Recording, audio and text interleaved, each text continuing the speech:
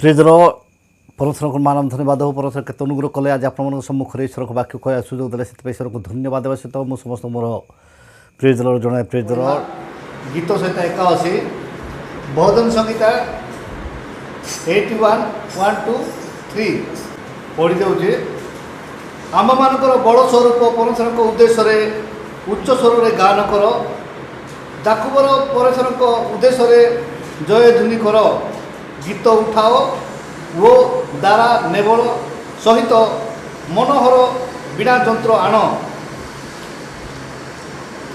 ଅମାବାସ୍ୟାରେ ପୂର୍ଣ୍ଣିମାରେ ଆମମାନଙ୍କ ଉତ୍ସବ ଦିନରେ ତୁରୀ ବଜାଅ। ପ୍ରଭୁ ଏ ପଠିତ ବାକ୍ୟ ଉପରେ ଆମେ ସମସ୍ତଙ୍କୁ ଆଶୀର୍ବାଦ କରନ୍ତୁ। ଆମେ ଏଠି ଦେଖୁଛୁ ଯେ ଏକ ପଦରେ ଯେଉଁ କହୁଛନ୍ତି ଆମମାନଙ୍କ ବଡ଼ ସ୍ୱରୂପ ପରମେଶ୍ୱରଙ୍କ ଉଦ୍ଦେଶ୍ୟରେ ଉଚ୍ଚ ସ୍ୱରରେ ଗାନ କର, ଉଚ୍ଚ ସ୍ୱରରେ ଗାନ କର। ଏବଂ ଏ ବିଷୟ ନେଇକି ଆମେ କହୁଥିଲେ ଯେ ଅମାବାସ୍ୟାରେ ପୂର୍ଣ୍ଣିମାରେ ସଦା ଆମମାନଙ୍କ ଉତ୍ସବ ଦିନରେ ତୁରୀ ବଜାଅ। ଜିସାଇ 58:1 ସେଠି ଲେଖା ହେଇଛି ତୁମେ କେମିତି ସ୍ୱରଉଣା କର ନାହିଁ। ପଢ଼ିଦିଅ, କିଏ ପାଇଲ?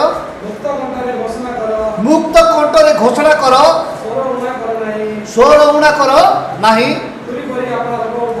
ତୁରୀ ପରି ଆପଣ ରବ ଉଠାଅ।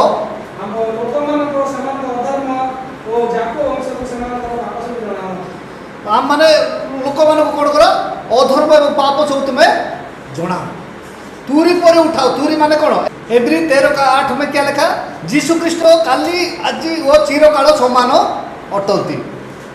ଯୀଶୁ ଖ୍ରୀଷ୍ଟ କେମିତି ଆଜି କାଲି ଓ ଚିରକାଳ ସମାନ ଅଟନ୍ତି। ସେ ତାର ପରିବର୍ତ୍ତନ ନାହିଁ, ତାର ପରିବର୍ତ୍ତନ ନାହିଁ। ଯେଉଁ ମୁହୂର୍ତ୍ତରେ ଯିଏ ଡାକିବ ସେ ଶୁଣନ୍ତି। ସେ କହିଛନ୍ତି 2 किंवा 3 जन, जो 2 आदमी किंवा 3 आदमी जो जगह में है मैं उधर हूँ। आप जो टाइम में आपको बुलाएगा वो खड़ा हो जाकर सुनेगा। इसीलिए वचन का 3 में क्या लिखा हुआ? दया व सत्यता तुमको परित्याग न करू।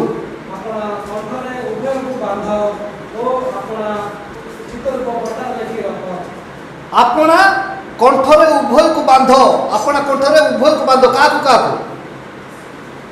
किसको किसको बांधने के लिए बोल रहा? दया और सत्य, सच वचन। दया करिबा एवं सत्य कहवा, ए दीटा को तुम्हें बांधिकी रख। माने तुम्हें हृदय पठारे लिखि रख। अपना कंठरे उभय को बांध। कंठ माने कौन? आम कथा कहे सत्य कहवा एवं लोक को दया कर, दीटा को तुम बांधिकी रख। एवं तापर उभय को बांध आउ अपना चित्तरूप पट्टारे लिखि रख। हृदय तुम्हें लिखिकी रख। दया जीशुकर काम कौन? जीशु कहले गोटे कौन कहले? मु बलिदान को भल पाए ना, किंतु क्या भल पाए? माथ्यू 9:13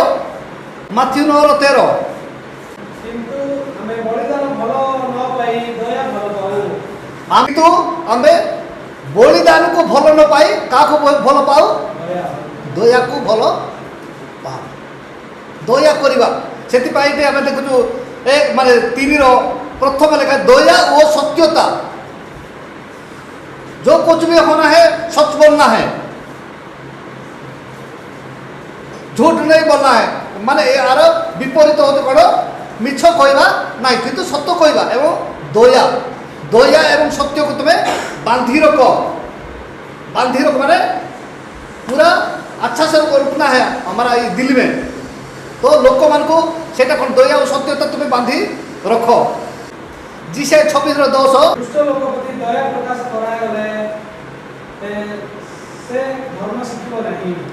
दुष्ट लोक प्रति दया प्रकाश गले हैं से धर्म शिखिब ना। धर्म शिखिबार अर्थ हूँ कौन? धर्म शिखिबार अर्थ कौन? धर्मर अन्य नाम हूँ दया। आम कौन कहते? आर दया धर्म नाई हो आम केते कहूँ? जिते बड़े आम से लोक गोटे जिस आशा कर ମୁଁ ଏଇ ବ୍ୟକ୍ତିଠାରୁ ଏଇ ଜିନିଷ ପାଇବି ବୋଲି ଆମେ ଆଶା କରିଥାଉ, ସେତେବେଳେ ସେ ତାର ବିପରୀତ ଯଦି କାମ କରିକି ବିପରୀତ ଉତ୍ତର ଦିଏ, ସେତେବେଳେ ଆମେ କହିବା ଏ ଆକୁ କାହିଁ କହୁଛୁ, ଆ ପାଖରେ ତ ଦୟା ଧର୍ମ ନାହିଁ, ଇଏ କହିଲେ ହେଲେ ସେ ବୁଝିବ କି? ଆମେ କହୁଛୁ କି ନାହିଁ? କହୁଛୁ ନା ନାହିଁ? ହଁ କହୁଛୁ କାହିଁକି? ମାନେ ସେତେବେଳେ ଆମ ନାମ ହେଉଛି ଦୟା। ଏଇଟା କିଏ କହୁଛି? ଯିଶା ଭାବାଦୀ କହୁଛନ୍ତି ଦୁଷ୍ଟ ଲୋକ ପ୍ରତି ଦୟା ପ୍ରକାଶ କଲେ ହିଁ ସେ ଧର୍ମ ଶିଖିବ ନାହିଁ। ସେଥିପାଇଁ 150ଟା ଗୀତ ଲେଖିଲେ କିଏ? 150ଟା ଗୀତ ଲେଖିଲା। ଏବେ ଯଦି ମୋର ମୁଁ ଘରକୁ ଚିଠି ଲେଖିବି, କ'ଣ ଲେଖିବି? प्रथमे मोर नमस्कार, मैं घर पे कहा चिट्ठी देगा कि कुछ लिखेगा, क्या करेगा? फर्स्ट प्रणाम करेगा। लेकिन दाऊद क्या लिखा उधर? गीत एक कौन कहले? गीत सहित एक कौन कहले? देखी दियो,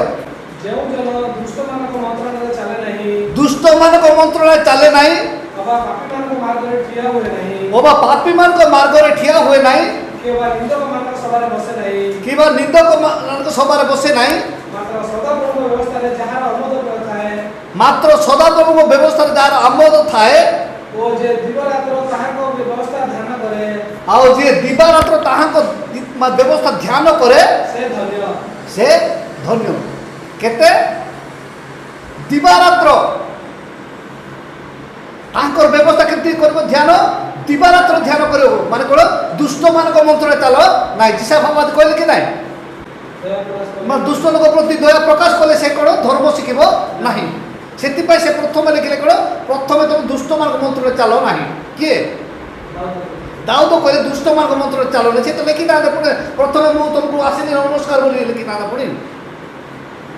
अनेक पत्र जाक लिखा है प्रथमे धन्यवाद प्रेरित पावल लिखि मु तुम मान तुम चिठी लिखुची तुमको नमस्कार, तुम मंडली को नमस्कार, आम दा घर को गले प्रथमे नमस्कार कर लिखि कहीं लिखिले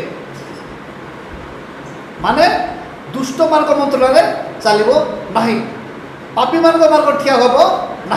दुष्ट माने कौन कर बर्तमान पृथ्वी को से दुष्ट मान हस्त समर्पण कराई। पृथ्वी को क्या हस्त अच्छी? दुष्ट मान हस्त अच्छी पृथ्वी। से कहले कौन दुष्ट मान मंत्र चल चलो ना। आईबो 9:24 कौन लिखाई? पृथ्वी दुष्ट मान हस्त समर्पण होती। से दाऊद कहले कौन तुम्हें दुष्ट मान मंत्र चलो ना। आज पृथ्वी रे जहाँ भी घटुचे दुष्टता हेतु से दाऊद कहले से मंत्र चलो ना। आ दुष्ट लोक को से दया प्रकाश कले से धर्म शिखब ना, भल काम से शिखब ना। से आमको चेतना देले प्रेरणा देले जे तुम्हें कौन दया और सत्यता को कौन करो उभय को तुम्हें बांध। जीशु कहले कौन सत्य ज्ञात हो से सत्य तुम मान मुक्त कर सत्य को तुम्हें जान। दाऊद कहले दुष्ट मान मंत्र चल ना। आपर कौन करे पापी मान मार्ग ठिया हो, निंदक मान सभारे बसो ना। ये 3टा जगार जो तुम रहिबो ना ताहाले कौन हेबो? जल स्रोत निकट रूपित वृक्ष सदृश हेब। तुमको लिखाई कि ना 3 देख तो एक जल स्रोत निकट रूपित से सो समय रे फल उत्पन्न करे। हां जहार पत्र ही फलित होय नै एपरि वृक्ष सदृश हेब। एपरि वृक्ष सदृश हेब किए? सदा प्रभु को व्यवस्था रे जे दिवारात्र ध्यान करे। सदा प्रभु को व्यवस्था किए दिवारात्र जे ध्यान करे से जल स्रोत निकट रूपित वृक्ष सदृश हेब। ता माने से वृक्ष सदृश हेबा पाए कोन करिया पड़िबो? हां 3टा जगह रहिबा पड़िबो नै एवं ईश्वर वाक्य को दिवारात्र ध्यान करने को पड़ो।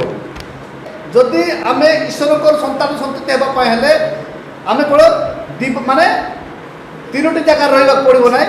दुष्ट मान मंत्र चलबार हेब ना, पापी मान मार्ग ठिया होबार हेब ना, निंदक मान सभार बसब ना। तापर दिवारात्र ध्यान दिन राति। आज ये अल्प शिक्षा पर आम समस्त को आशीर्वाद करतु। रही नमस्कार। Praise the Lord.